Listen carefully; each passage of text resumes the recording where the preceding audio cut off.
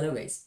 So this is the first lecture of the entire course for MSc Finance that we have made for the students जो इसके लिए prepare करने वाले हैं। इसमें तुम्हारा पूरा GDPI का ट्रेनिंग पूरा पोर्शन तुम्हें समझाया जाएगा।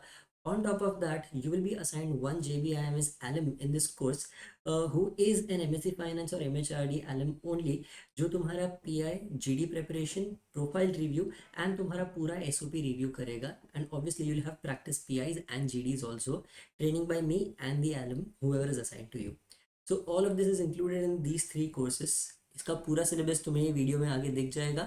I will also upload a video for the other course and I hope that you guys really like it. If you guys have any feedback or anything that you want from me, put it down in the comments and I'll make sure that I will do that for you guys. Hello everyone. So welcome to the video and welcome to this entire course for Finance Key Foundations for MSc Finance. Now before we start anything off, I have just one very important question for you. One actually very important question, and think about this when you try to answer this. You have two options. मैं तुम्हें ये 200 रुपए का note अभी दे सकता हूँ या फिर मैं तुम्हें प्रॉमिस करता हूँ ये 200 रुपए का नोट मैं तुम्हारे अकाउंट में अगले साल डायरेक्टली डेबिट कर दूंगा. What will happen? मतलब मेरी साइड से डेबिट तुम्हारी साइड से क्रेडिट, ये फर्क तुम्हें समझेगा. What will you choose? Obviously you chose option 1, right? Instinctively ही वो तुम्हारे दिमाग में आया कि option 1 चूज करते हैं. The interesting thing is why. Why did everybody choose option 1? Think of it, like think about the why. That feeling that you just had, the instinct that अभी ले लेते हैं बाद का कौन जाने. This beautiful thing is the foundation of everything that you're going to study in any finance course in the entire world. It has a name and it's called the time value of money.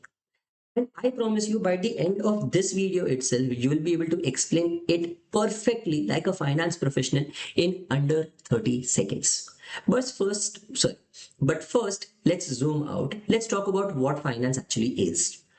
ये बहुत छोटा सवाल लगता है, but I have met a lot of students जो MSc finance के लिए prepare कर रहे हैं या फिर कोई भी फाइनेंस में एमबीए के लिए प्रिपेयर कर रहे हैं, एंड जब मैं उनको पूछता हूँ कि फाइनेंस क्या होता है, what is finance, they go blank और just blabber shit. Let's fix that today. So yeah, let's start off with this entire course, and that is Foundations of Finance. It's a complete 8 lecture long course. Especially मैंने बनाया JBIMS MSc Finance students के लिए है. इसमें तुम्हारा पूरा interview prep cover होगा, but this is not just for your interview prep. This is basically what is finance, जो तुम्हें फर्स्ट ईयर तुम्हारे एमबीए में बहुत ज्यादा काम आएगा. इसमें क्या क्या कवर्ड है? The language of finance, why finance exists. Her chapter में क्या क्या कवर हुआ है मैंने यहाँ पे बताया है, and in excruciating detail I am taking everything up so that you are going to be a finance professional before you even start your MBA. The income statement, that is PNL statement बोलते हैं इसको.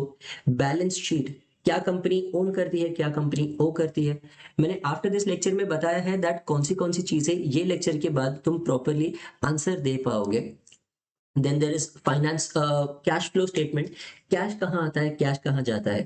PNL, balance sheet and cash flow, ये 3 financial statements पे पूरी finance की दुनिया बसी हुई है. फाइनेंशियल रेशियोज मतलब एक्चुअली इन स्टेटमेंट्स को यूज करना, कैसे समझना है. कोई भी कंपनी को तुम 10 मिनट में समझ सकते हो. Understanding how a company operates, operations कैसे चलते हैं, वर्किंग कैपिटल कैसे चलता है, PNL, balance sheet and cash flow, इन तीनों को एक पिक्चर में कैसे लेके आना है वो.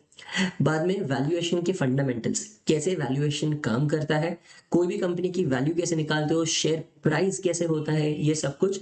एंड फाइनली तुम्हारा एक्चुअल मॉक इंटरव्यू वर्कशॉप, जिसके बाद तुम इतने प्रिपेयर्ड रहोगे कि अगर अगले दिन भी तुम्हारा जेबीआईएमएस का या फिर कोई भी फाइनेंस का इंटरव्यू है, you will be able to clear it like an absolute breeze. And along with each and every lecture, her lecture के एंड में मैं क्वेश्चन सिखाने वाला हूँ कि कौन से क्वेश्चन फाइनेंस इंटरव्यूज में पूछे जाते हैं. This is collected from MSc finance students and a lot of MBA students all over the country, and ये सारे सवाल हम कवर करने वाले हैं. Like you see in today's lecture also towards the end मैंने इंटरव्यू प्रेप के लिए क्वेश्चन लिए हैं, और ये क्वेश्चन का आंसर्स मैं तुम्हें खुद समझाऊंगा कैसे बनाना है. ठीक है, so let's start now. Basically अब ये जो फाइनेंस है, फाइनेंस क्या है, let's answer it. Finance is the language of business. Finance क्यों एग्जिस्ट करता है, ये सब कुछ मैं तुम्हें बताऊंगा. But before we start anything, Aswath Damodaran the OG. इनके पैर छू लो because he is the guy who literally is responsible for a lot of finance. जो पूरी दुनिया काम कर रही है वो सब इसके बहुत सारे काम पे इसके वर्क पे बहुत ज्यादा डिपेंड करती है। ही is the professor of corporate finance and valuations in NYU stern and trust me पूरी दुनिया इनसे फाइनेंस सीख रही है, एवरीबडी। चल, so now again coming back to what is finance, and you know what, I hate definitions, I absolutely hate definitions, but ये एक definition मैं तुम्हें पूरे कोर्स में देने वाला हूँ, and that is very important. There is a reason. Finance is the study of how individuals, businesses and governments raise, allocate and uh, allocate and invest their money. Now guys, what does this mean? Obviously ये तीन words को मैंने bold किया है, and अगर पूरी definition complete करूँ तो invest their money across time and under conditions of uncertainty. So what does this mean? ये तीन वर्ड्स तुमने जो मैंने बोल्ड किया है वो ध्यान से देखो, raise, allocate and uncertainty. Raise क्या हो जाता है? रेज इज बेसिकली पैसा कहां से आ रहा है, पैसा कैसे आएगा? कोई कंपनी बोरो करेगी, तुम बैंक से लोगे, तुम शेयर्स बेचोगे, तुम अपने ही पुराने प्रॉफिट्स को यूज करोगे। बाद में आता है एलोकेट। एलोकेट मतलब पैसा आया, अब जाएगा कहाँ? तुम कौन से प्रोजेक्ट्स में लगाओगे?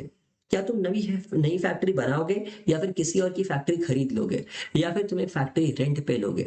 एक्विजिशन क्या होता है? कैसे तुम किसी और कंपनी को खरीद सकते हो? जिंदाल ने भूषण पावर एंड स्टील को क्यों खरीद लिया? And finally uncertainty. Uncertainty is the one point that most people forget in finance. Never does anybody know the future for sure. You work with probabilities, with estimates, with scenarios. कोई भी 100% confident नहीं होता, and that exactly is what makes finance interesting, and that exactly is what makes finance a little difficult to understand, और most लोगों के पल्ले नहीं पड़ता। ठीक है, सो नाउ इसके पहले हम बाकी कुछ समझे, तुम एक बात समझो कि एसेट्स क्या होता है। ये तुमने बहुत बार सुना होगा। कोई भी चीज आगे जाने से पहले I need you to understand one distinction. ये डिस्टिंक्शन इतना इंपॉर्टेंट है जो ये स्लाइड पे है कि अगर तुमने ये गलत कर दिया तो तुम कोई भी फाइनेंशियल न्यूज को प्रॉपरली पढ़ ही नहीं पाओगे, तुम एक बच्चे की तरह बात करते रहोगे, एंड कोई भी फाइनेंस प्रोफेशनल तुम्हें सीरियसली नहीं लेगा, ना ही इंटरव्यू तुम्हें सीरियसली लेगा। The difference between real asset and financial assets. Let me give you an example. सबको पता है रिलायंस इंडस्ट्रीज, मुकेश अंबानी की कंपनी। नाउ रिलायंस की जामनगर में एक बहुत बड़ी रिफाइनरी है, दैट इज फॉर ऑयल, वो ऑयल रिफाइनरी है। This is one of Asia's biggest oil refineries. अब वो रिफाइनरी में मशीन्स है, पाइप्स है, वर्कर्स है, लैंड है, उनका रॉ मटेरियल है, ये सब कुछ है उनके पास। ये सब रियल एसेट है। इसका मतलब क्या? ये एक्चुअली फिजिकली एग्जिस्ट करता है। ये क्रूड ऑयल को लेते हैं, उसमें से पेट्रोल, डीजल, एलपीजी ये सब चीजें बनाते हैं। इट डज समथिंग, वो एक्चुअल में कुछ करता है। इनसे वैल्यू बनती है बिकॉज वो एक्चुअली एग्जिस्ट करते हैं। बट नाउ जब मैं रिलायंस का एक शेयर खरीदता हूँ, समझो अगर मैंने रिलायंस के 20% शेयर्स खरीद लिए, या मैंने रिलायंस का 1% शेयर खरीद लिया, इमेजिन, क्योंकि 20% तो बहुत बड़ी वैल्यू है।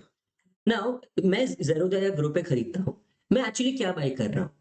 क्या मैं रिफाइनरी में जाके बोल सकता हूँ कि सुनो मैं 1% और ये सड़िया मेरा है, ये पाइप मेरा है, ये मेरे को दे दो?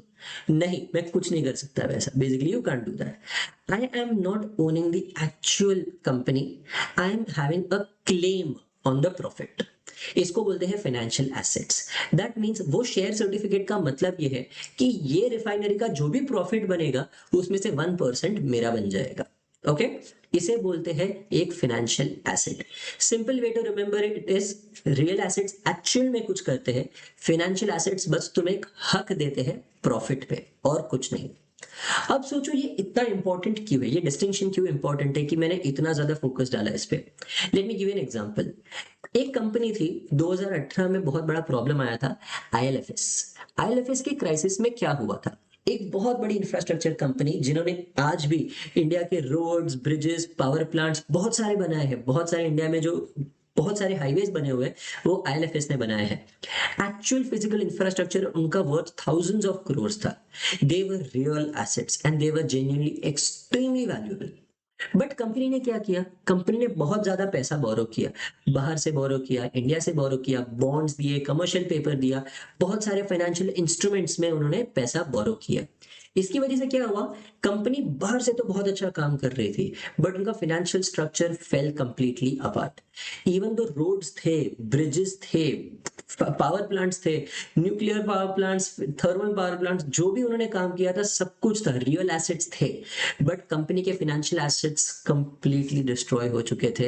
एंड लोगों ने जो बॉन्ड्स बाय किए थे वो कंपनी वापस पे करने की हाल में ही नहीं थी, बिकॉज ऑफ विच अगर मैंने कंपनी को 1,000 रुपया देके एक बॉन्ड दिया, वो 1,000 रुपए की वैल्यू खत्म हो गई, क्योंकि कंपनी मुझे पैसे देने लायक ही नहीं बची थी, क्योंकि कंपनी के सारे पैसे तो जिनसे उन्होंने डेट लिया था वहां चले गए।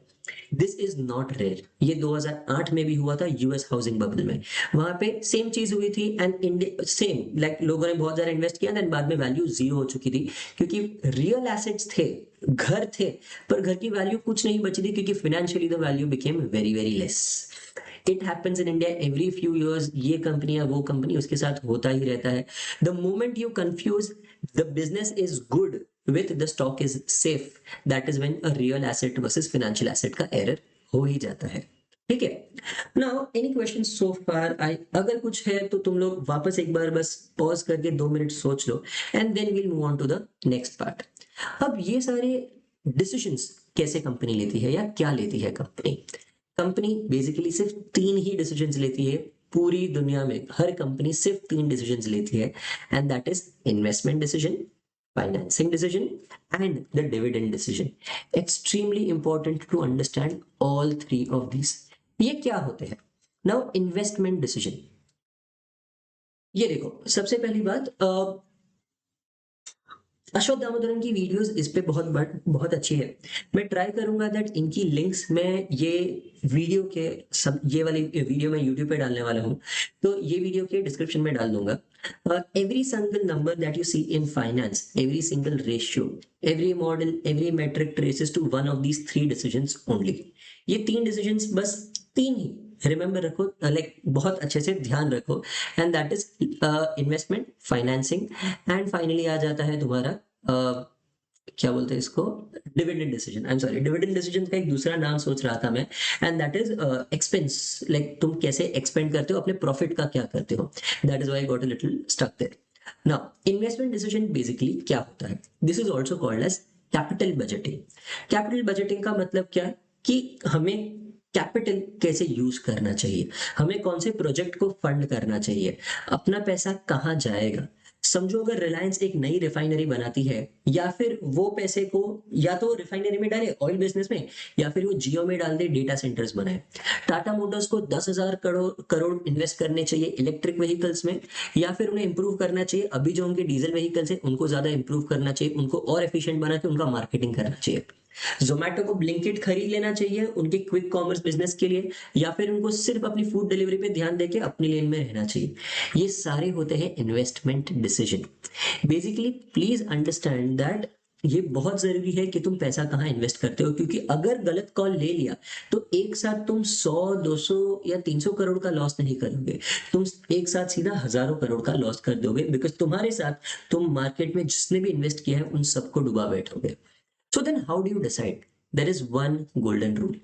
इन्वेस्ट तभी करो अगर तुम्हारा एक्सपेक्टेड गेन, मतलब जो तुम, आई एम थिंकिंग मैं इससे 1,000 करोड़ कमाऊंगा तो मैं इसमें 800 करोड़ इन्वेस्ट कर सकता हूं। तुम्हारा एक्सपेक्टेड गेन अगर तुम्हारा कॉस्ट ऑफ कैपिटल से ज्यादा है तो ही तुम इन्वेस्ट करो। ये प्रोजेक्ट ज्यादा वैल्यू क्रिएट करेगी अपनी कॉस्ट से, वो करो, इन्वेस्ट करो, एंड देन अगर वैसा नहीं है तो please move on. For example अगर मैं 100 करोड़ की एक नई फैक्ट्री ले रहा हूँ, अगर वो फैक्ट्री 18% रिटर्न जनरेट कर रही है, एंड मेरा वो फैक्ट्री को चलाने का कॉस्ट ही 12% है, क्योंकि मैंने 100 करोड़ लिया था, बोरो किया था। अगर मैंने 12% पे लोन लिया और बाद में मैं 18% प्रॉफिट कमा रहा हूं, तो मैं पर ईयर 6% ज्यादा कमा रहा हूं, बिकॉज 18 माइनस 12 इसे बोलते हैं a good investment decision. But ये फैक्ट्री अगर सिर्फ 7% ही जनरेट करती है और मैं 12% पे कर रहा हूं, then I am losing 5% every year, तो बिल्कुल मत करना। Now here's another relatable concept, because this is exactly logic applies to you. तुमने पे किया है, तुम अपने एमबीए करने वाले हो, समझो अगर तुम 20 लाख फीस दोगे और बाद में तुम्हें सिर्फ 6 लाख या 5 लाख का पैकेज मिलेगा, तुम वो एमबीए करोगे क्या? नहीं, you will not do it because this is an investment that you are making. अगर तुम्हारा रिटर्न फालतू है तो तुम करोगे ही नहीं। The second one is the financial decision. Financial decision मतलब मनी कहाँ से आता है। अब पैसा मैं दे तो इन्वेस्ट करने के लिए रेडी हूँ। मैंने बोला कि चलो मुझे वो वाली कंपनी खरीदनी है, रिलायंस बोलेगा मुझे ये वाली फैक्ट्री पूरी खरीद लेनी है, पर पैसा कहाँ से आएगा? Now there are different ways. तुम्हें लगेगा कि हाँ तुम कैसे, for you the options are limited. जैसे तुम्हें अगर एमबीए करना है, तुम बैंक में जाओगे या फिर पापा को मांगोगे, तुम्हारे पास दो ही है ऑप्शंस। कंपनी के पास वैसा नहीं है, कंपनी के पास बहुत ज्यादा ऑप्शंस है, एंड बहुत ज्यादा अलग अलग तरीके के ऑप्शंस है जिनमें रिस्क रिवॉर्ड बहुत अलग अलग है। The two major ones are equity and debt. Equity का मतलब क्या? मेरी कंपनी के शेयर्स मैं बाहर बेच देता हूं प्राइमरी एंड सेकेंडरी मार्केट में, नए इन्वेस्टर्स आते हैं, वो मुझे पैसा देते हैं, क्यों? सो दैट मैं उनके पैसे को मेरी कंपनी में लगाऊं और वो पैसे के बदले उनको मेरी कंपनी के प्रॉफिट का थोड़ा सा शेयर मिल जाता है। अब वो मेरी कंपनी के पार्ट ओनर्स बन जाते हैं। This is risky but it's a good way to raise money because people want to be a part of a profitable company. And दूसरा आता है डेट। डेट मतलब जो तुम बैंक से बोरो करते हो, कि बैंक को फर्क नहीं पड़ता तुम क्या कर रहे हो कैसे कर रहे हो, बैंक को बस अपने हफ्ते चाहिए, बैंक को अपनी ईएमआई चाहिए, बैंक को चाहिए अपने पैसे वापस एक रिटर्न के साथ। ये सबसे कम रिस्क वाला होता है बिकॉज तुम्हें इंटरेस्ट के साथ देना है पैसा वापस। इसमें तुम अपनी कंपनी का लॉस नहीं, अगर तुम्हारी कंपनी 100 करोड़ की 1000 करोड़ की कंपनी बन गई, बैंक तुम्हें एक्स्ट्रा पैसे नहीं मांगेंगे। बट अगर तुम इक्विटी शेयर्स बेच देते हो, तुम्हें अगर उसको 100 रुपए के बदले तुम्हें 10 साल बाद उसको 1000 रुपए देने पड़ेंगे, क्योंकि तुम्हारी कंपनी भी बहुत बड़ी हो गई ना। सो that is the point. Capital structure इस पे डिपेंड करता है और ये बहुत ज्यादा मैटर करता है। Here's the first thing about debt. Debt is cheaper. क्यों? क्योंकि अगर कंपनी बैंकरप्ट हो गई तो डेट होल्डर्स को सबसे पहले पैसे मिलते हैं, उन पे सबसे कम रिस्क होता है, बैंक सबसे पहले तुम्हारा पैसा ले लेगी और जितना फाइनली बचा हुआ है ना वो सब शेयर होल्डर्स को मिलेगा। शायद जीरो भी हो सकता है, अगर कंपनी डूब गई तो तुम्हें कुछ नहीं मिलेगा, which happened in Satyam case, जो मैं कुछ टाइम में तुम्हें बताऊंगा। Since debt is less risky for the lender, bank पे कम रिस्क है, वो लोग कम प्रॉफिट चार्ज करते हैं। बट बात, एक बहुत बड़ी बात है, टू मच डेट को, too much debt is not good for a company. That is why you will see कि ये कंपनी डेट फ्री है, डेट फ्री है, बहुत अच्छी बात है। अगर तुम्हारा रेवेन्यू थोड़ा भी गिर गया ना, तुम्हें स्टिल भी इंटरेस्ट देना पड़ेगा। मतलब समझो ध्यान से, बैंक नहीं बोलती कि तुम अरे यार ये महीना खराब है ना तेरा, छोड़ चल मैं अगले महीने ईएमआई ले लूंगा। बैंक को अपना पैसा एवरी मंथ के एंड में चाहिए। नाउ यही चीज देखो, दो एग्जांपल्स लेते हैं, सेम इंडस्ट्री, टेलीकॉम इंडस्ट्री में लेते हैं। TCS, not telecom but bear with me. TCS मतलब टाटा की ही बात कर रहा हूँ, इनका पहले था टाटा डोकोमो था, बट वो नहीं, मैं बात करता हूँ टाटा की। ओके, टाटा, टीसीएस स्पेशली, उनमें जीरो डेट है। वो लोग इतना ज्यादा कैश खुद से जनरेट करते हैं कि वो सब कुछ अपने प्रॉफिट से ही फंड कर सकते हैं। Even if the economy tanks, मतलब समझो अगर देश की इकोनॉमी गिरने लगी, दे विल स्टिल सर्वाइव। क्यों? क्योंकि उनके पास इतना ज्यादा पैसा है अपना खुद का। अगर समझो एक आध क्लाइंट चले भी गए तो भी वो संभाल लेंगे। But as opposed to Vodafone, जिसका नाम अब वोडाफोन आइडिया है, वी बोलते हैं, उनके ऊपर अब तक 2 लाख करोड़ का डेट है। Do you understand how much that is? That is an absolute crazy number. To give you an idea, वो दो के बाद 12 जीरोस लगेंगे।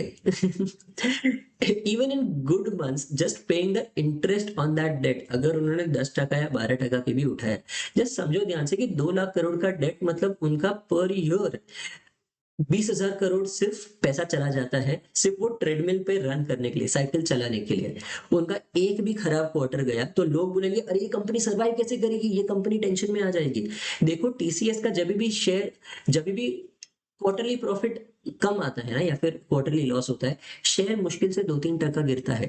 बट अगर वोडाफोन वोडाफोन कभी भी दिखा दे कि मेरा ये महीने लॉस हुआ है, उनका शेयर सीधा 10-10 12-12 टके से गिरने लगता है। वाई? एंड बिकॉज उनके ऊपर इतना सारा डेट है, वो डेट को दे ही नहीं पाएंगे पैसा। अगर डेट देने के लिए पैसा नहीं है तो इन्वेस्टर्स को क्या खाक पैसा मिलेगा? This is literally what is been happening with we for the past 5 to 10 years। देखो ध्यान से, very different financing decisions by both companies, इनकी रिस्क प्रोफाइल टोटली अलग हो जाती है। And we come to the decision 3, that is the dividend decision. ये decision बहुत इंपॉर्टेंट है। दैट कंपनी मैंने कंपनी खरीद ली, कंपनी के लिए पैसा आ गया, अब मैं कंपनी चलाऊंगा तो पैसे आएंगे, मैं इसका करूंगा क्या? What do I do with the profits? The company has made money this year, अब क्या? तीन ऑप्शन है अपने पास। पहले तो डिविडेंड दे दो, मतलब सीधा कैश डायरेक्ट शेयर होल्डर्स के हाथ में दे दो। देखो हमने इतना पैसा कमाया, इतना पैसा तुम्हें मिल गया। लाइक तुम कंपनी के 10% ओनर, तुमने 1% शेयर खरीदा है कंपनी का, ये प्रॉफिट का 1% तुम्हारा। दूसरा, by back. By back company तब करती है जब उनके पास बहुत ज्यादा एक्स्ट्रा पैसे हैं। टीसीएस करता है मेनली, इन्फोसिस बहुत कम करता है। Basically cash rich companies they do a by back. By back का मतलब क्या? मेरे मार्केट में आज 10 लाख शेयर है, मैं 1 लाख शेयर खरीद लेता हूं। क्यों? सो दैट अब मेरी कंपनी के सिर्फ 9 लाख शेयर है। समझो demand versus supply gap. Demand ज्यादा, जब सप्लाई कम हो गया, डिमांड बाय इटसेल्फ बढ़ जाता है। ओके, जिसकी वजह से हर शेयर की वैल्यू बहुत ज्यादा बढ़ जाती है, कंपनी के अपने पास कंट्रोल ज्यादा रहता है एंड कंपनी की वैल्यूएशन बढ़ती रहती है। It is basically a tax efficient way to return money to shareholders. Company को टैक्स में भी बेनिफिट होता है और शेयर होल्डर्स को अपने पैसे मिल जाते हैं, कंपनी का पावर बढ़ जाता है। The third one is retain and invest. मैं किसी को पैसा नहीं दूंगा, कंपनी का जो प्रॉफिट हुआ इसको ही कंपनी में लगाऊंगा। समझो अगर मैंने 100 करोड़ कमाए, 100 करोड़ इन्वेस्ट करके मैं वापस अगले साल 150 करोड़ कमाऊंगा। This is what Swiggy Zomato do. Like Swiggy Zomato का जितना प्रॉफिट आता है वो सारा वो कंपनी में ही रखते हैं, इसीलिए जोमैटो का कभी किसी को अब तक डिविडेंड नहीं मिला है। ये इतने प्रॉफिटेबल नहीं है कि डिविडेंड दे दे, क्योंकि जितना इनका प्रॉफिट आता है वो उनके ऑपरेशंस और ग्रोथ में चला जाता है। वो इनसे अलग कंपनी बाय करते हैं, नया कंपनी चालू करते हैं, फ्यूचर पे ध्यान देते हैं। General rule of thumb, growing companies कभी भी रिटेन करती है, मैच्योर कंपनीज डिस्ट्रीब्यूट करती है एंड बाय बैक करती है। बैंगलोर में अगर कोई नया स्टार्टअप है जिसका 50% रेवेन्यू ग्रोथ, 50% रेवेन्यू जितना आ रहा है, 50% ग्रोथ हो रहा है, ये डिविडेंड दे पाएगा। बट अगर समझो कोई कंपनी लाइक कोल इंडिया है, कोल इंडिया बहुत बड़े ग्रोथ प्लान्स है एंड ऑब्वियसली उनके होने ही चाहिए, वो गवर्नमेंट कंपनी है, वो इतने सारे डिविडेंड्स नहीं दे सकती।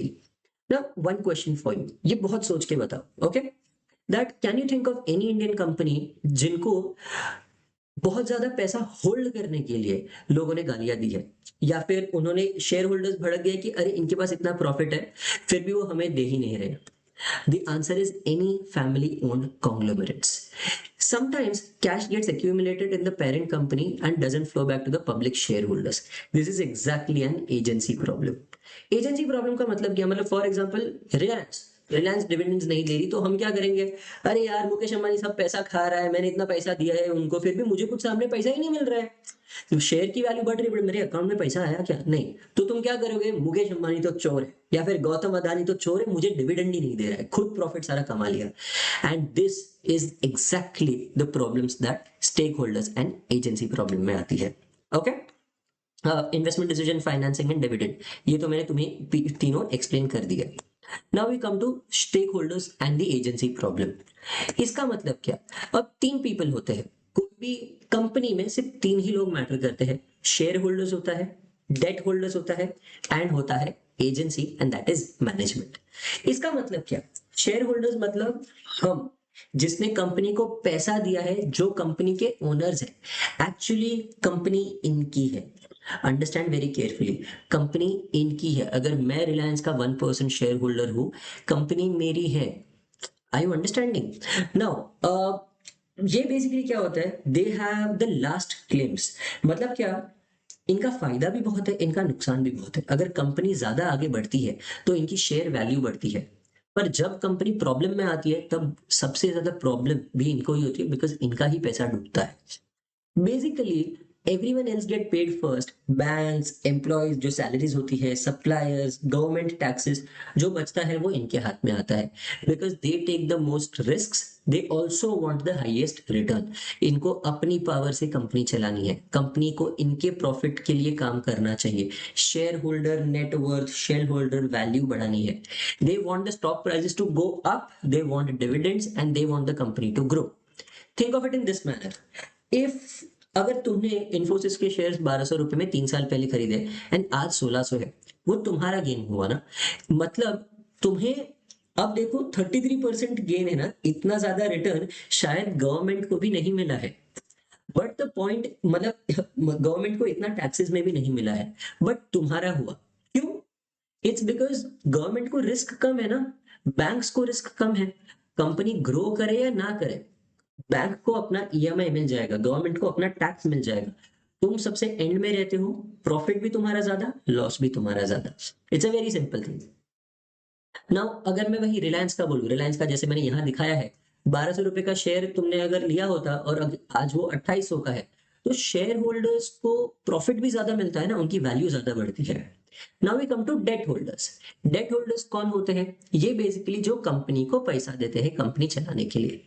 Let's say normally 9% per year के हिसाब से कंपनी को लोन मिला है।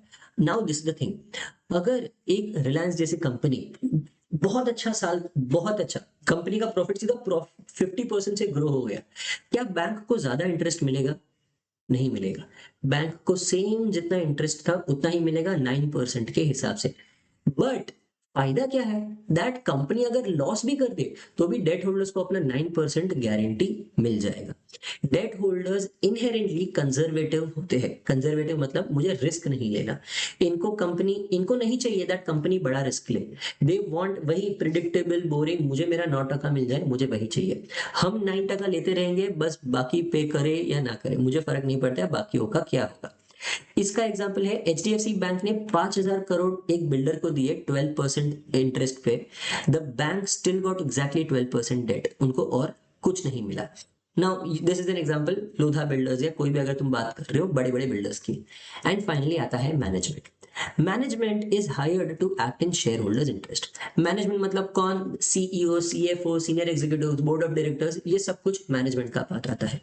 यहाँ पे चीजें इंटरेस्टिंग होती है। Management share holders and company का ओनर मैनेजमेंट को हायर करते हैं। बट मैनेजमेंट के भी अपने फायदे हैं ना। मैनेजमेंट होता कौन है? वो तो ह्यूमंस ही होते हैं। मैं सीईओ हूं तो मैं एक बेसिकली मैं तो हूँ कंपनी का एम्प्लॉय ही, बट मेरा भी अपना इंटरेस्ट है। मुझे चाहिए मेरी हाई सैलरी, मुझे मेरा एनुअल बोनस चाहिए, मुझे हाई रेपुटेशन चाहिए, मेरा अपना ईगो है, मुझे चाहिए दैट मैं प्राइवेट जेट्स में उड़ूं। एंड ये सब चीजें नॉट ऑलवेज, कभी कभी ये सब चीजें जो सीईओ को चाहिए वो कंपनी के लिए अच्छी नहीं होती, वो शेयर होल्डर्स के लिए अच्छी नहीं होती। एंड इसको बोलते हैं economist agency problem. Agency problem मतलब क्या? शेयर होल्डर्स जो main principal owners of the company है, और मैनेजमेंट तो एक एजेंट है। एजेंट अपना फायदा देखता है और प्रिंसिपल मतलब शेयर होल्डर्स का फायदा नहीं देखता, क्योंकि एजेंट्स भी फाइनली ह्यूमंस है और वो हमेशा अपने बारे में सोचेंगे। तो ये एजेंसी प्रॉब्लम में होता क्या है? एजेंसी प्रॉब्लम्स कैसे कैसे टाइप के प्रॉब्लम्स होते हैं? सीईओ तुम्हारे लिए काम करना चाहिए, तुम्हारी कंपनी का CEO should be working for you. But what if वो नहीं काम कर रहा? व्हाट इफ वो अपने लिए काम कर रहा है, अपना फायदा देख रहा है? इसका एक बहुत बहुत बहुत क्लियर एग्जांपल है सत्यम, जो 2009 में बहुत बड़ा स्कैम हुआ था। ये कैसे कैसे टाइप के, कौन से तरीकों से सीईओ अपने लिए काम कर रहा है और शेयर होल्डर का फायदा नहीं कर पा रहा है? One is empire building. Think of it like this. Steve Jobs, अगर मैं बोलूं स्टीव जॉब्स जब उनके पास बहुत ज्यादा पैसा था, एप्पल बहुत था, वो बोलता मैं वीवो खरीद लूंगा, मैं मैं ओप्पो खरीद लूंगा, ये सब कंपनीज, सो दैट मेरे अंडर एप्पल दुनिया की सबसे बड़ी कंपनी बन जाए। ओके, शायद वीवो लॉस मेकिंग है, शायद ओप्पो लॉस मेकिंग है, वो एक्विजिशंस करते हैं। क्यों? क्योंकि मुझे अपना राज्य, मुझे अपना किंगडम बहुत बड़ा करना है। ऑल ओवर वर्ल्ड मुझे मेरी कंपनीज चाहिए, एप्पल का नाम चाहिए। इसकी वजह से समझो मेनी जो मर्जर्स एंड एक्विजिशंस डील्स है, ये एक्चुअली गलत होती है। तुम्हें पता चलेगा दैट हर एमएनए में कोई ना कोई फाइनेंशियल एक्सपर्ट बोलता है अरे ये तो गलत है। ये इसी की वजह से होता है कि सीईओ चाहता है कि मेरा किंगडम सबसे बड़ा हो। इसे बोलते हैं empire building. Second is risk avoidance. Now think of it in this manner. समझो अगर समझो अगर एक सीईओ, वैसे ही let's take another example as Tim Cook, जो अभी एप्पल के सीईओ है, या फिर सुंदर पिचाई। सुंदर पिचाई 58 ईयर्स ओल्ड है, वो 2 साल में रिटायर होने वाले हैं। ओके, उनका पूरा नाम कौन से बेसिस पे है, लोग उनको पूरे जितना टाइम उन्होंने 30 साल काम किया वो नहीं याद रखेंगे। वो एंड में अगर जाते जाते कंपनी की वाट लगा के गए, जबकि पूरे टाइम कंपनी बहुत चल रही थी, तो लोग उनको गाली ही देंगे ना। तो इसीलिए, but what if he does something good. अब देखो, अगर कंपनी लास्ट ईयर में 50% प्रॉफिट गेन कर ले तो लोग उसको अच्छा बोलेंगे। But as I said, high return के साथ हाई रिस्क होता है, मतलब कंपनी शायद नीचे भी जा सकती है, कंपनी लॉस भी कर सकती है, और तब तक तो वो रिटायर हो जाएगा। तो तब ये बंदा क्या करता है, वो जितना मैंने अब तक काम किया उतना ठीक है, अब मैं कोई भी रिस्क नहीं लूंगा। सॉरी, मैं अब कोई भी रिस्क नहीं लूंगा, लास्ट 2-3 साल जैसा चल रहा है वैसा चलने दो, I will not take up any risk. Because अगर कुछ प्रॉब्लम हो गया तो सब मेरे सिर पे आ जाएगा। एक रैशनल शेयर होल्डर क्या बोलेगा कि देखो, रिस्क है बट रिटर्न भी ज्यादा है ना, चलो इन्वेस्ट कर दो। पर सीईओ बोलेगा नहीं यार, मुझे अपनी रेपुटेशन प्रोटेक्ट करनी है, तो इसीलिए वो शेयर होल्डर्स का लॉस करवाता है। लॉस नहीं, अपॉर्चुनिटी लॉस बोलते हैं इसको, ये भी तुम्हें आगे कंसेप्ट समझेगा। तीसरा होता है एक्सेसिव पर्क्स। अगर कंपनी के सीईओ को चाहिए कि मुझे एक कंपनी फंडेड बड़ा प्राइवेट जेट चाहिए, मुझे एक बड़ा सा ऑफिस चाहिए कंपनी की, मुझे एक बड़ी कांच वाली बिल्डिंग चाहिए साउथ बॉम्बे में, या फिर दुबई में हेडक्वार्टर्स को शिफ्ट कर देते हैं, मैं सिर्फ 5 स्टार में ट्रैवल करूंगा, मेरी पूरी एग्जीक्यूटिव टीम बहुत अच्छा ट्रैवल करेगी, कंपनी का पैसा पर्सनल कंफर्ट के लिए यूज कर देते हैं। क्यों बोलने के लिए, अरे ऐसे ही तो सीईओ अच्छे से काम कर पाएगा, अगर मेरे पास कंफर्ट होगा तो मैं सोच पाऊंगा। ये सब चीजें फाइनली धीरे धीरे धीरे करके कंपनी के रिपोर्ट्स, पैसा कहाँ से आता है, कंपनी के प्रॉफिट में से ना। कंपनी का प्रॉफिट कम हो जाता है, जिसकी वजह से रिटेल इन्वेस्टर जो शेयर होल्डर्स है उनको पैसा फाइनली कम मिलता है। सबसे लास्ट वाला is short termism, which is the fourth one and the biggest issue that we are facing nowadays in all the companies. Companies सिर्फ क्वार्टरली रिजल्ट पे फोकस करता है। क्यों? क्योंकि सीईओ का बोनस हमेशा क्वार्टरली ईपीएस मतलब अर्निंग पर शेयर पे डिपेंड करता है। अगर क्वार्टरली प्रॉफिट ज्यादा है तो कंपनी क्या करेगी, ऑब्वियसली सीईओ को अपना बोनस दे देगी, और बाद में सीईओ क्या करेगा, छोड़ मैं तो स्विच करके नेक्स्ट कंपनी में चला जाऊंगा इसके बेसिस पे। इसकी वजह से प्रॉब्लम क्या हो जाता है, वो लॉन्ग टर्म चीजों पे ध्यान नहीं देते, जिसकी वजह से क्या प्रॉब्लम हो जाता है, 5 साल बाद कंपनी डूबने वाली है, या फिर 5 साल बाद जो जिससे प्रॉफिट हो सकता था वो तो कंपनी ने कमाया ही नहीं। It will hurt the future. But इस साल का क्वार्टर तो संभल गया, मुझे अपना बोनस मिल गया, इसका मतलब शेयर होल्डर्स जो लॉन्ग टर्म है ना उनका नुकसान हो गया, बट सीईओ ने अपना फायदा करवा लिया। नाउ इसका एक बहुत बड़ा example as I said is Satyam.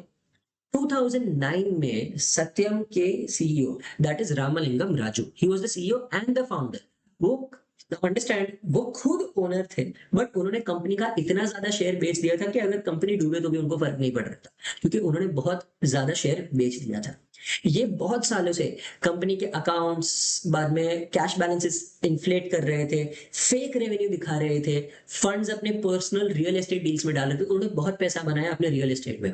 He was essentially robbing his own company, क्योंकि अब कंपनी के वो तो पार्ट ओनर थे ना, बट उनका पर्सनल तो पूरा अपना था।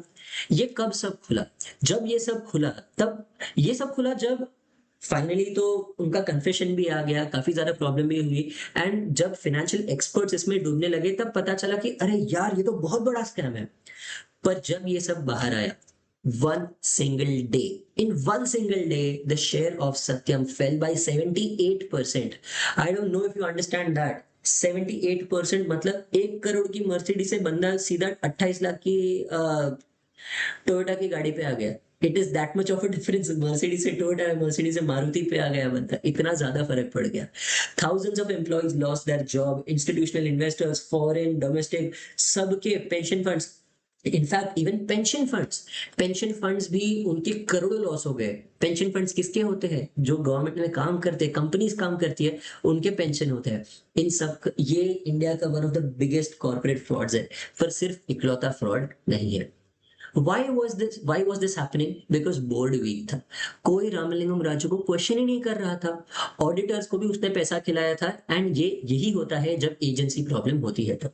ये डायरेक्टली इसकी वजह से क्या हुआ, एक नया एक्ट आया, इंडियन कंपनीज एक्ट 2013 में। ये 2009 में खुला, इतना लंबा प्रोसेस चला दैट 2013 में उन्होंने नया सारे रूल्स बनाए, जिसकी वजह से बोर्ड रिक्वायरमेंट्स बहुत स्ट्रिक्ट है। मैंडेटरी ऑडिट, तुम देखोगे ना कंपनी का ऑडिट हुआ, ऑडिट हुआ, ऑडिट हुआ, ये बहुत बार सुनने मिलता है। मैंडेटरी ऑडिट कर दिया, मोर डिस्क्लोजर रूल्स, मतलब तुम्हें और चीजें करनी पड़ेंगी, डिस्क्लोज कौन सा पैसा कहाँ जा रहा है, ज्यादा स्ट्रिक्ट कर दिया। ये एक फ्रॉड की वजह से पूरा सिस्टम बदल गया।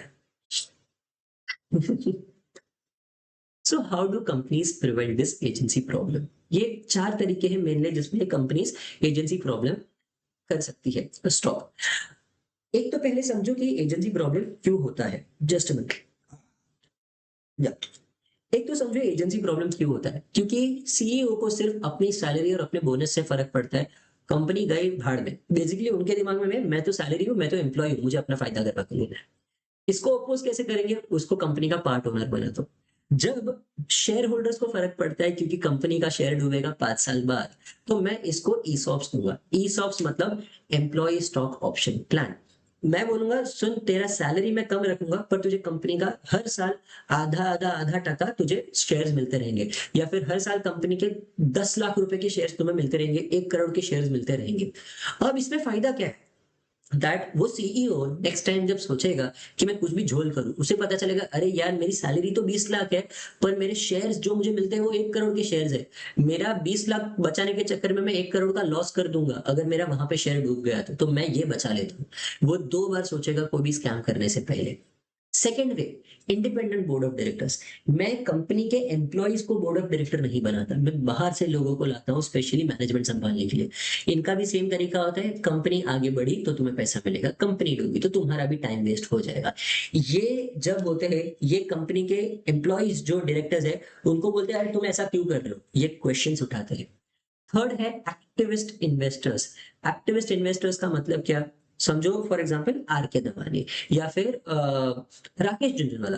राकेश झुंझुनवाला टाइटन के इतने बड़े शेयर होल्डर थे दैट उनका ओपिनियन मैटर करता है। जब कोई भी कंपनी कोई बड़ा सा रूल पास करने वाली है, नया सीईओ हायर करना है, बड़ा इन्वेस्टमेंट डिसीजन लेना है, तब इनको पूछा जाएगा। इसका मतलब क्या? इंडिया में you will see that Infosys Infosys example लो। इन्फोसिस में गवर्नेंस कंट्रोवर्सी जो 2019 में हुई थी, वो प्रॉब्लम क्यों हुआ था? क्योंकि बाहर वाले लोग जो मेजर बड़े बड़े इन्वेस्टर्स है वो क्वेश्चन नहीं कर रहे थे। राकेश झुनझुनवाला जब टाइटन को कोई सवाल करते हैं, टाइटन को जवाब देना पड़ता है। बड़े डिसीजन के पहले इनकी भी सहमति चाहिए। एंड ये तो हमेशा कंपनी का फायदा देखेंगे, बिकॉज कंपनी का फायदा इनका फायदा। And finally debt. Debt is very mostly overlooked. समझो अगर कंपनी में डेट है, बाय डिफॉल्ट अगर कंपनी में 500 करोड़ का डेट है एंड रीपेमेंट करना है, तो सीईओ कभी भी ऐसा करेगा ही नहीं कि कंपनी लॉस करेगा और वो लॉस रीपे नहीं कर पाएगा, बिकॉज इसकी वजह से वो सीईओ का अपना नाम बिगड़ेगा। बैंक खुद रूल्स बनाती है, ज्यादा चेक्स करती है। They will not give you dividend, you are not allowed to pay dividends अगर तुम्हारा डेट रेशियो ये कोई XYZ वैल्यू के नीचे है। ये सारे लीगल चेक्स मैनेजमेंट को प्रॉपर कंट्रोल में रखते हैं। Now as I said that ये सारी चीजें एक चीज पे डिपेंड करती है, and that is time value of money. क्योंकि कोई भी चीज इमीडिएटली हमें पता नहीं चलती, हमें पता चलता है टाइम वैल्यू ऑफ मनी। मतलब यही जो सवाल मैंने तुम्हें पूछा था ना कि 200 रुपए तुम आज क्यों लोगे और कल क्यों नहीं लोगे, इसका सवाल मैं अभी दूंगा तुम्हें। क्यों आज का 1 रुपया और 1 ईयर के बाद 1 रुपया, उसकी वैल्यू सेम नहीं है? इसको बोलते हैं टाइम वैल्यू ऑफ मनी। अब देखो, नाउ मोस्ट ये कंसेप्ट इतना इंपॉर्टेंट क्यों है? ये कंसेप्ट इतना इंपॉर्टेंट है बिकॉज तुम्हारा एनी फाइनेंसिंग, तुम्हारा म्यूचुअल फंड्स, तुम्हारा शेयर बाइंग, शेयर का प्राइस डिसीजन, ये सब कुछ इसी पे डिपेंड करता है। कभी भी पैसा आज ज्यादा वैल्यूएबल है, फ्यूचर में कम वैल्यूएबल है। It is very rare that future की वैल्यू बढ़ जाती है, एटलीस्ट इंडिया में तो ऐसा नहीं हो रहा है। क्यों? नाउ अंडरस्टैंड इंडिया का लॉन्ग रन इन्फ्लेशन, जो सबसे पहला पॉइंट है इन्फ्लेशन। इंडिया का लॉन्ग रन इन्फ्लेशन पैसे के साथ कम होता जा रहा है। इन्फ्लेशन 6% है, जो हम नॉर्मली बोलते हैं। अभी तो रिसेंटली समवन 9 से 10% की भी बात चल रही है। बट इट मीन्स दैट अगर मेरे पास आज 100 रुपए है, उसकी वैल्यू 1 साल बाद 94 रुपीज बन जाएगी। मतलब समझो अगर मैं 100 रुपए में ये पेन खरीद सक रहा था ये साल, अगले साल नहीं खरीद पाऊंगा, अगले साल मुझे ज्यादा पैसे देने पड़ेंगे, 106 रुपए या समथिंग देना पड़ेगा अप्रोक्सीमेटली। नाउ बेसिकली पैसा तो सेम है, 100 रुपए 100 रुपए ही है, बट उसका पावर कम हो गया। उसमें अब इतनी ताकत नहीं है कि वो इतना काम कर सके। That is called the power of the money और purchasing power. Here's a way to feel this. Now, if I put it in very good perspective, मेरे पापा ने फॉर एग्जांपल बॉम्बे में, दिस इज 2002, एक प्रॉपर्टी है जो हम घर, जो हमारा पुराना घर है, जो हम नहीं रहते वहां पे, पापा ने वो लिया था 80 lakhs में। Okay, 80 lakhs all inclusive, sorry, या 60 lakhs में लिया था वो घर। उसकी वैल्यू आज, आज के दिन में अप्रोक्सीमेटली 3 crore जितनी है, वैल्यू 5 times होगी। और ये मैं 2002 की बात कर रहा हूँ। घर सेम है, कुछ चेंज नहीं हुआ है, उतना ही जितना घर था उतना ही घर है, शायद थोड़ा बहुत रिकंस्ट्रक्शन हुआ है, but not lot of difference. तो उसकी वैल्यू 60 लाख से 3 करोड़ कैसे हो गई? इट इज बिकॉज वो सेम परचेज करने का जो पैसे का पावर था वो कम हो गया। Okay, this is called inflation. And simple इतना समझो ना, मैं बचपन में 60 रुपए में भी टिकट्स मूवी की खरीदता था। दिस इज, आई रिमेम्बर, मैं 8 स्टैंडर्ड में 60 रुपीज की मूवी टिकट खरीद के जाता था। अब मुझे अगर सुबह का शो, सबसे सस्ता वाला शो देखना है, तो वो भी मुझे अप्रोक्सीमेटली 250 रुपए का पड़ता है, in the same theatre, that is Odeon theatre in Ghatkopar. ठीक है, so please understand that inflation का मतलब ये नहीं है कि चीजें महंगी हो रही है। इन्फ्लेशन का मतलब पैसे का पावर कम हो रहा है, जिसकी वजह से ज्यादा पैसे चाहिए वो सेम चीज खरीदने के लिए, सेम काम करने के लिए। सेकंड होता है opportunity cost. Opportunity cost is what you should understand, because this is very important for you. तुम एमबीए कर रहे हो, तुम अपना अपॉर्चुनिटी कॉस्ट दे रहे हो। इसका मतलब क्या? अगर मेरे पास 1 लाख रुपए, या फिर समझो तुम्हारे पास, जैसे तुम्हारी एमबीए की फीस 10 लाख है, इमेजिन, तुम वही पैसे अगर मार्केट में इन्वेस्ट कर दो, या फिर तुम बैंक में डाल दो, बस एफडी, एफडी डाल दो, तो तुम्हें अगर अगले साल उसका कितना मिलेगा, 7% मिलेगा। उसके अगले साल तुम्हें +7 +0.49 जितना मिल जाएगा, तो तुम्हें टोटल 14.49। इसका मतलब 2 साल बाद वो पैसे की वैल्यू 11,40,000 जितनी बन जाएगी, अंदाजे से 1.14 बराबर है, तो 1.149, 11,49,000 उसकी वैल्यू बन जाएगी। इसका मतलब क्या कि तुमने जो फीस भरी ना, तुम्हें रिटर्न, तुम्हें जब पैकेज मिलेगा, तुम्हें 10 लाख का पैकेज मिल रहा है, तुम 10 लाख कमा रहे हो, तो तुम लॉस कर रहे हो, तुम प्रॉफिट नहीं कर रहे हो, ना ही तुम ब्रेक इवन कर रहे हो। तुम्हारा लॉस ये है क्योंकि ये पैसा तुम इन्वेस्ट कर सकते थे। इसे बोलते हैं अपॉर्चुनिटी कॉस्ट। अपॉर्चुनिटी कॉस्ट का मतलब क्या, कि अगर तुम्हें कोई 2 साल बाद पैसे देगा, दे हैव टू कॉम्पनसेट कि तुमने वो 2 साल खुद इन्वेस्ट नहीं किया।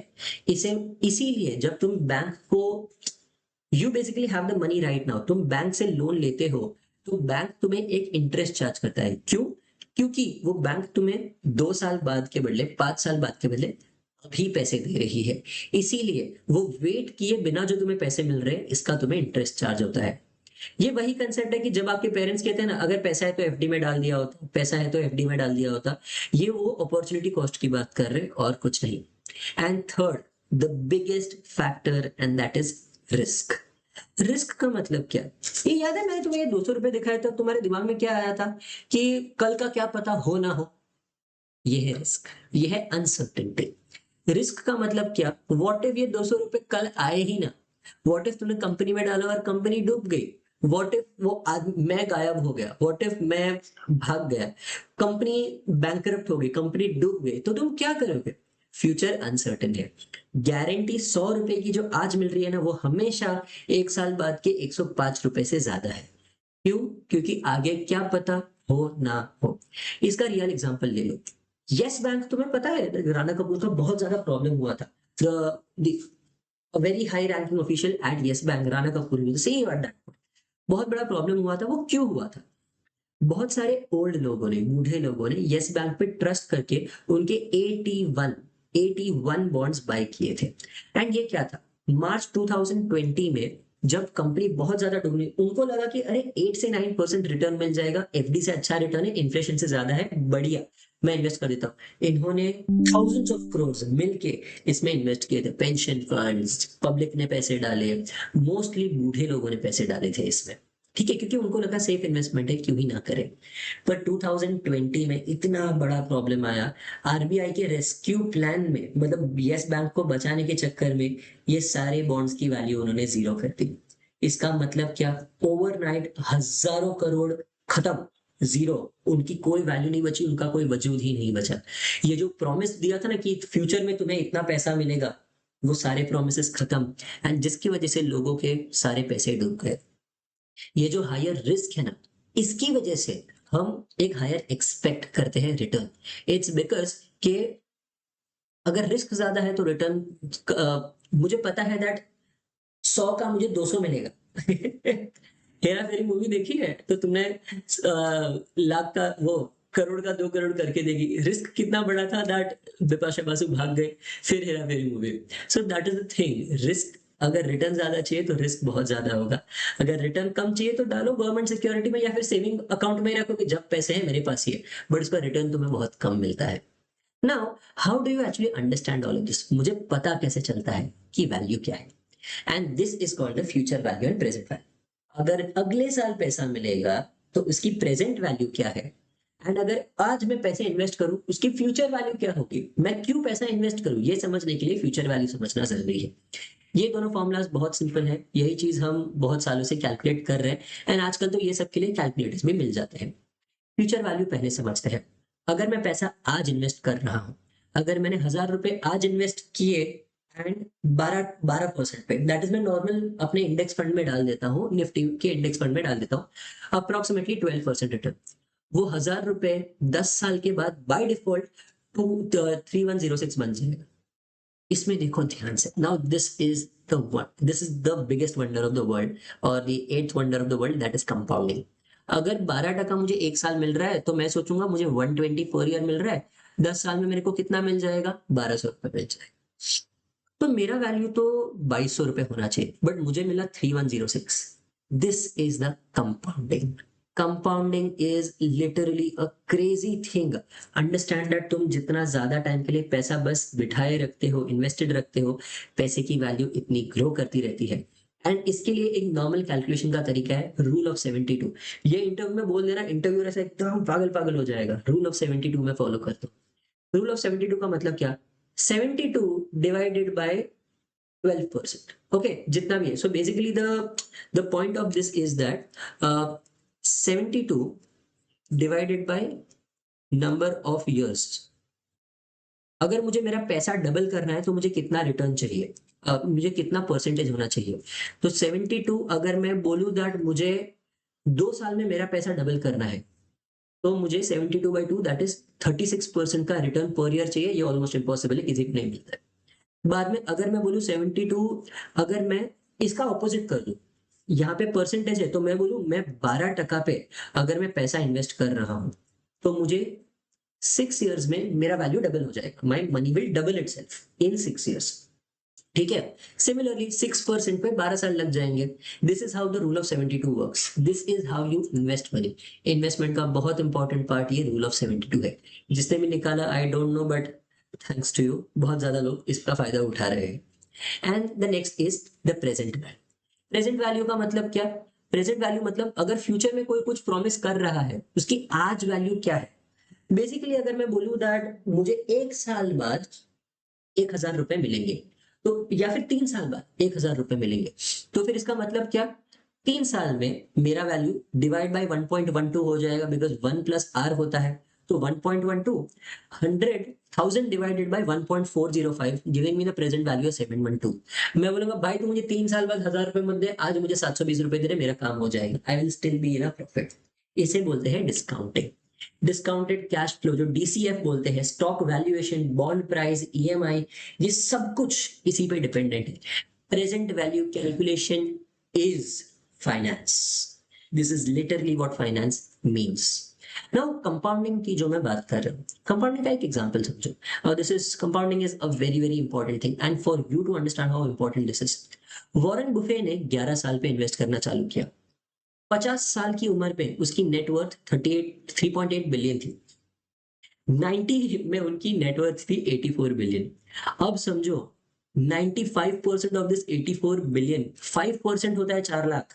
95% came from the last 40 years of compounding, not from the first 30 years. And this is not because उन्होंने ज्यादा पैसा डाला, वो ज्यादा स्मार्ट थे, या फिर उन्होंने अपना इन्वेस्टमेंट का तरीका चेंज कर दिया, नहीं वैसा कुछ नहीं है। इट्स जस्ट दैट उनका पैसा इतने सालों तक कंपाउंड करता गया। If I just give an example, अगर तुम और कुछ ना करो, अगर तुम सिर्फ 1 लाख रुपए इन्वेस्ट करके रख दो, ओके, कोई भी एक म्यूचुअल फंड में डाला जो तुम्हें 15% का रिटर्न देता है, 1 लाख रुपए 15%, 10 साल में उसका वैल्यू बन जाएगा 4 लाख।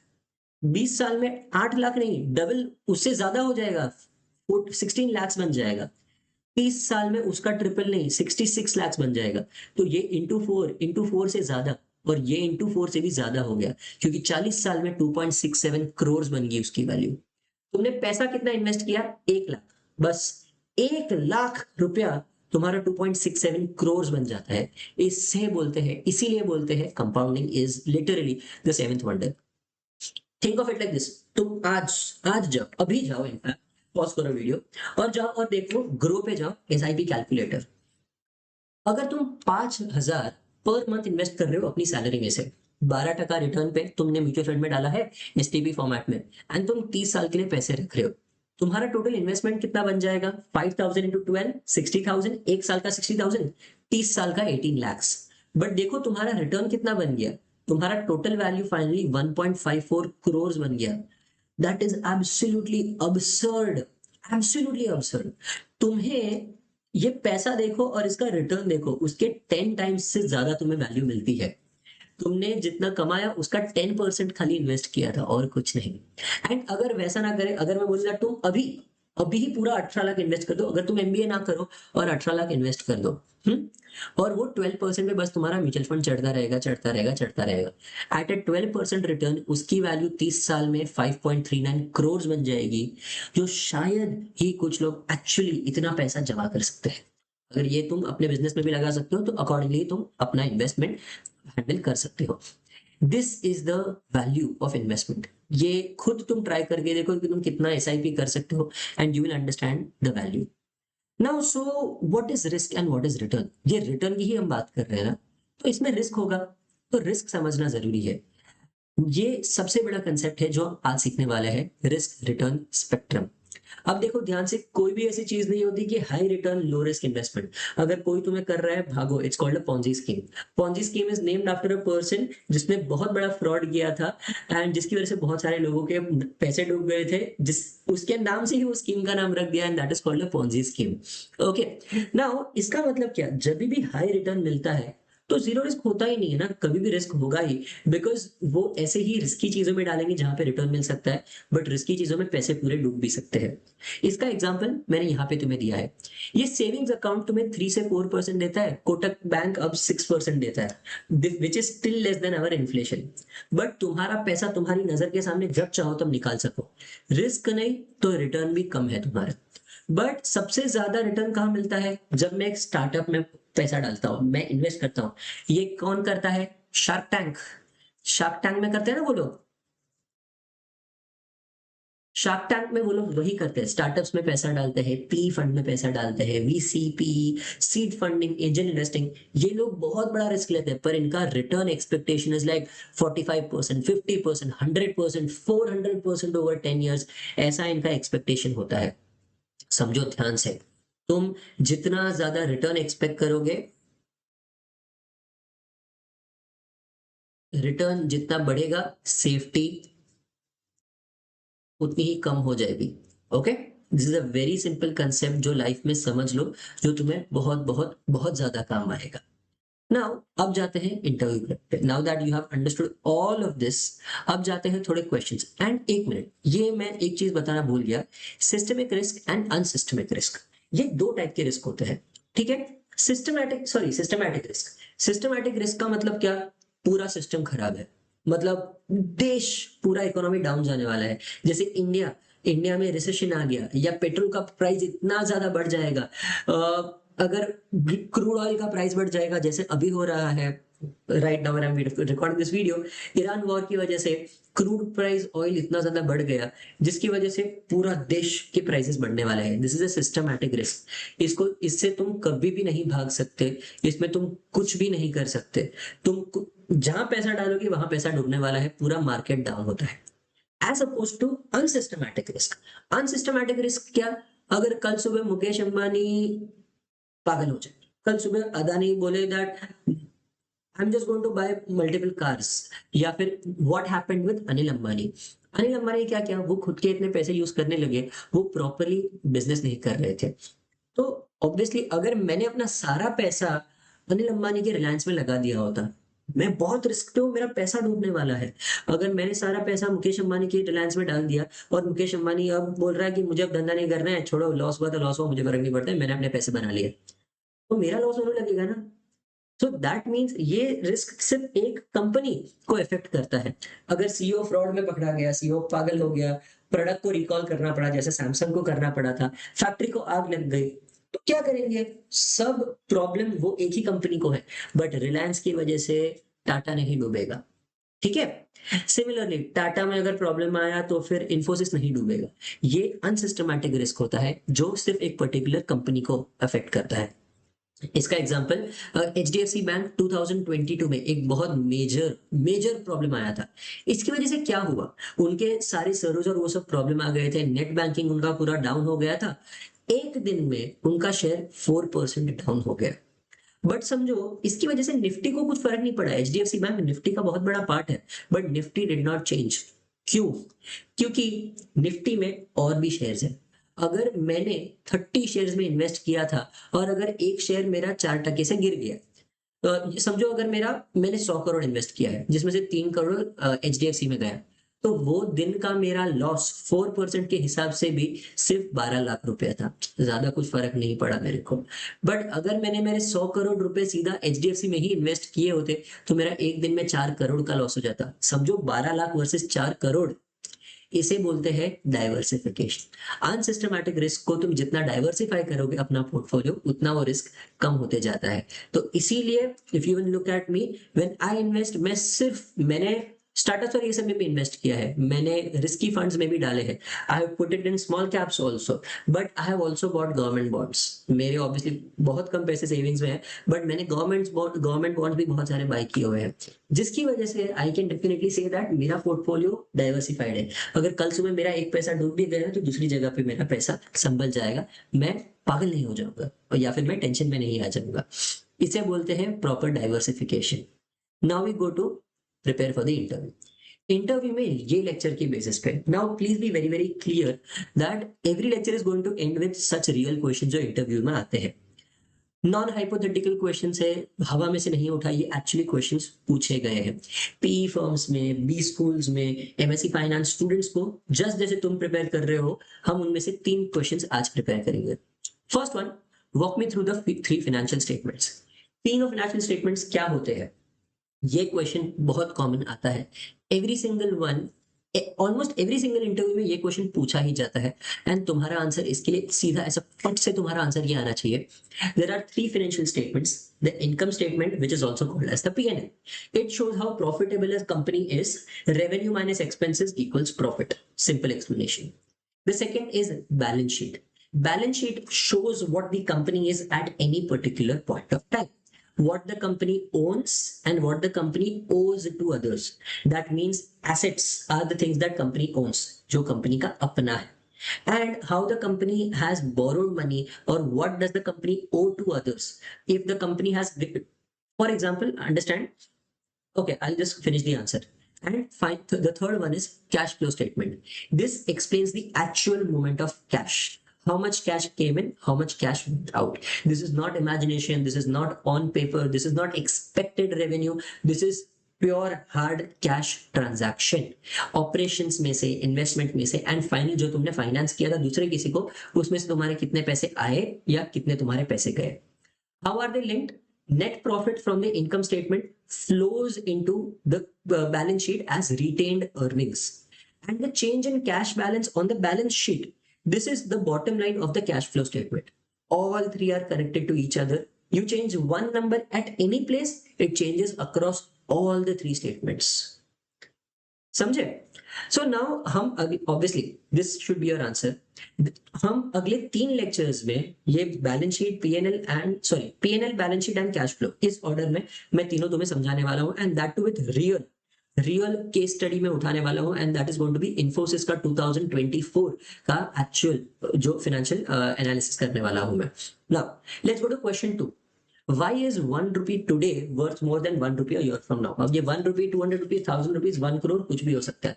यही वो 200 rupees वाला क्वेश्चन जो हमने आज सुबह सुबह किया। Now, we just covered this. There are 3 reasons basically. एकदम point to point बोलना। One, inflation, purchasing power reduces over time. Two, opportunity cost, I can invest this money elsewhere and get a better return, and if I'm losing out on it, that is my opportunity cost. And the third is risk, what if the money does not arrive in the future because of any systematic or unsystematic risk. This concept is called the time value of money. It is the foundation of all valuations, discounted cash flow, bond pricing, and EMI calculation. ये 30 seconds में answer इतना बोल दो, crisp, clean, and you are confident. ठीक है? चल. And finally, the last one, that is what is the agency problem and how do companies manage it? Agency problem याद है वो सत्यम वाला example. The agency problem arises when management, who are basically agents appointed by the shareholders, don't act in shareholders' interest. For example, a CEO may make value destroying acquisitions just to build a bigger empire, or not take risky bets just to save his own personal reputation. This ends up affecting the shareholders negatively in the future. Companies manage this by giving ESOPs, having tighter rules, stricter management behavior. Also, SEBI handles this by having stricter disclosure requirements. This all plays an important role, especially in the Indian context. This is clean, this is structured, and this finishes your answer. ठीक है, ये 3 questions का answer अब तुम्हें अगर interview में आया तो तुम प्रॉपर्ली जवाब दे पाओगे. नाउ लेट्स टेक की टेकअवेज आज के लेक्चर में से क्या है. अगर मैं बहुत सिंपली इसे समझा सकूं तो की takeaways, finance is about raising, allocating and investing money across time under uncertainty.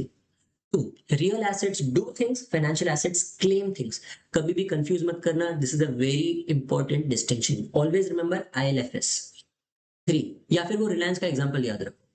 3, every company makes exactly 3 decisions: where to invest, how to fund it, and what to do with the profits. Okay, that is a dividend wala question. The 4th one, the agency problem. Management is not the owner of the company. They work in their own benefits, and sometimes their benefits don't align with shareholder interests. Example is Satyam, ILFS, Yes Bank. ये सब बार बार होता रहता है. The way to solve it is giving ESOPs and having stricter checks on the management. And 5th thing, that is time value of money. 1 rupee today is better than 1 rupee tomorrow. It's the simple. And the rule of 72 याद रखना इसमें. Rule of 72 is how do you double your net worth in that much, in at whatever rate of interest you are getting. Okay. And 6th and the final one, risk and return are inseparable. जितना high risk उतना high return. कोई भी कभी भी free lunch नहीं होता. अगर कोई तुम्हें बोल रहा है that high risk, high return and low risk, it is always a Ponzi scheme. ये 6 चीजें अगर तुम अपने रूममेट को, गर्लफ्रेंड को, फ्रेंड को, मम्मी को, बहन को या छोटे भाई को आज के दिन में समझा सकते हो तो आज हमारा लेक्चर सक्सेसफुल रहा है. ठीक है. नेक्स्ट लेक्चर में guys I am going to teach you the profit and loss statement. Infosys का प्रॉफिट एंड लॉस स्टेटमेंट ऐसा करो दैट डाउनलोड कर दो. ये क्यूआर कोड है. ये क्यूआर कोड से तुम्हें, ये सेकंड पेज है ऑफ दिस एंटायर स्टेटमेंट. तो ये सेकंड पेज पे ही तुम्हें पीएनएल मिल जाएगा. इनमें से प्लीज मेक श्योर दैट तुम लोगों ने आज, जैसा मैंने बोला, वो 5000 का तुम SIP कैलकुलेट करके देख लेना. And make sure that if you guys are really very serious तो अश्वत्थ दामोदरन की थोड़ी वीडियोस यूट्यूब पे देख लेना. Optional thing, there is a little book of valuation. ये नाम ही है the little book of valuation. ये अगर तुम PDF डाउनलोड करके पढ़ सकते हो तो तुम्हारा बहुत फायदा होगा. But anyway, even if you are not doing it, अगले लेक्चर में मैं जो पढ़ाऊंगा उसमें तुम्हारा सब कुछ एकदम क्लियर हो जाएगा. चल, I hope you guys have understood this entire chapter. I have explained everything in as much detail as I could. बहुत सारे एग्जाम्पल्स, बहुत सारे इंडियन रिलेटेड एग्जाम्पल्स इसमें डाले हैं. And this is all that I have learned. Obviously सारे आगे के chapters, and this combined is all that I have learned in my 2 years at GBIMS in my MBA in finance. चलो, I hope this video was helpful. I'll see you guys in the next lecture. Preferably आज नहीं, कल देखना तो तुम्हारा ज्यादा फायदा होगा. Bye guys.